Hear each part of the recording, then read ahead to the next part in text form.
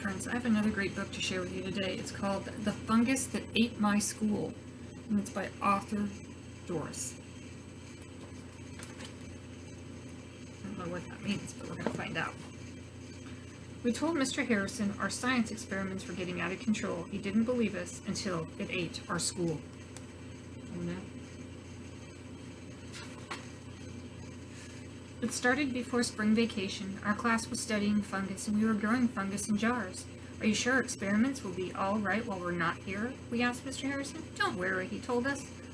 Fungus will take care of itself.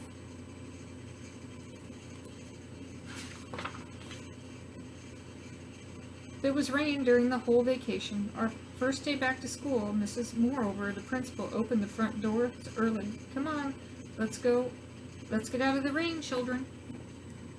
I wonder what's going to happen. We walked into the dark hallway. Mrs. Moreover turned on the lights. Ah, yelled Ellen. Yellow, green, and purple fuzz covered everything. What is it? Said Mrs. Moreover. It's big and ugly, said Ellen. It's fantastic, I said. It's not fantastic, said Mrs. Moreover. That's true. It's a fungus, said Mr. Harrison. So look, the fungus is now growing all over their school. The bell rang. Actually, the bell went thud, thud, thud. It had smothered the bell. The slimy fuzz covered the walls, the floors, the bulletin boards, even the lights. It's eating everything, I said. I don't hear it chewing, Ellen noted. I didn't think fungus had a mouth, said Alex. Look, it's eating our universe, cried Ellen. Oh no. Let's find out what they do. It's squished under our feet as we tromp down the damp hallway. Water splattered on our heads. The roof's been leaking, Mr. Harrison said. That's definitely a problem, said Mrs. Moreover. She opened the office door.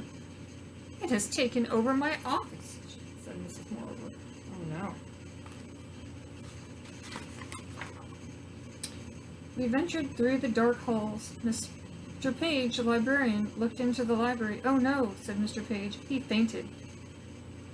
End of page. Oh no, there's so much fungus in the library that the librarian fainted.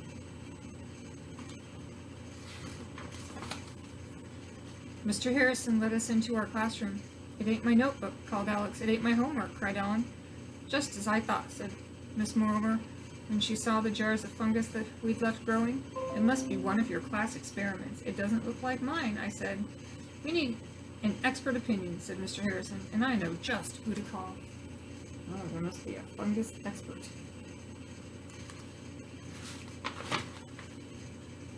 We went to the cafeteria. Don't let it eat the food, said Mrs. Morrison. Too late. Looks like it can eat almost anything, I said. Quickly, children, run, said Miss Moreover. I mean, walk to the nearest exit. Look, the fungus might eat them. They're going to run outside.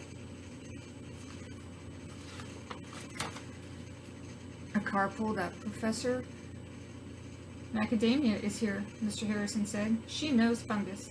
She looks like she knows fungus, said Ellen. Amazing, said Professor Macadamia. It's a jewel, a treasure. How can we get rid of it, Mrs. Moreover asked. That's all I want to know. The principal wants to get rid of it, but the scientists think that it's really cool. What do you guys think? Fresh air, light, elbow grease, and a little help from my friends in the fungus unit ought to get rid of it, said Professor Macadamia. Fungus unit? What is a fungus unit? Ellen asked. A special branch of at the sanitation department, said someone dressed in white, pulling a giant hose into the school. Other workers carried shovels and mops and big lights. Action, called one of them. Suddenly the whole school was filled with whirling and clanking and swooshing and scrubbing. They're going to scrub it away. You need light to get rid of it. Fungus does not like light. The fungus unit scraped it off everything in the school and hauled it away. Professor Macadamia kept our fungus experiments. I want to see if one of them is it, she said. She held up one of the fungus jars. Ah, said Professor Macadamia. This is it. It's not mine, said Alex. Uh-oh, I said. It's mine. It's not your fault, said Professor Macadamia. The wet, closed school was the perfect place for a fungus to grow. You have made a very great discovery. The fungus belongs to the Museum of Fungus and Industry now. They have a museum for everything. Our class got a special award from the museum for making such great fungus.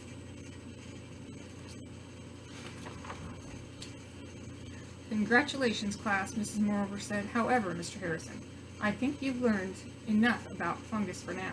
Don't worry, said Mr. Harrison. No more fungus experiments for me.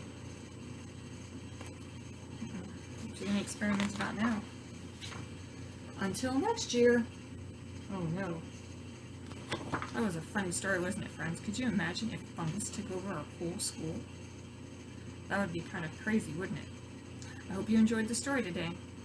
I can't wait to hear about it after you read it. Bye for now.